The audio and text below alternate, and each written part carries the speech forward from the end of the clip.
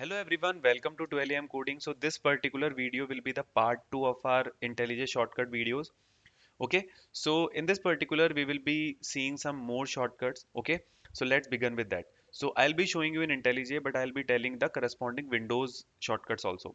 So first shortcut is if you want to run your application or rerun your application in the Mac, you can just press Command R. Okay, and this ran our application. And for example, if you want to restart also, so you can just restart it simply. And in the Windows, you need to do Control R. Okay, the simple thing. Now, second command is, for example, if you want to delete some line. Okay, so what you can do in the Mac, you can do Command then delete. Okay, it will delete the line. Okay, and in Windows, you can just press Control plus Y. Okay, if you press, then it will delete that particular line.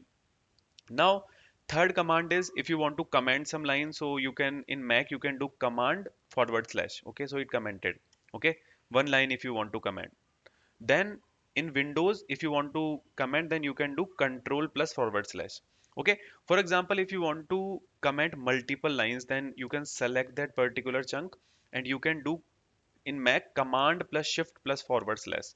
Okay, and in Windows it will be control plus shift plus forward slash. Okay, so it's a simple. Now multi-line comments is this. Now next command you can do is if you want to see what recent files we used. Okay, so you can do in Mac command E, so it will be opening all those things. So you can select like fruit service or whatever command E. In Windows it will be control E you can do. Okay, then last command for today is if you want to do multi cursor edit. Okay, sometime we need actually if you want to write something, so you can just press control shift. Okay, in Windows, and in Mac it will be command shift then keep on clicking. Okay, so if you click, one moment, if I click here. Okay, so if you want to, then our next command is multi-cursor edit. So if you want to edit at multiple cursors, sometime we need.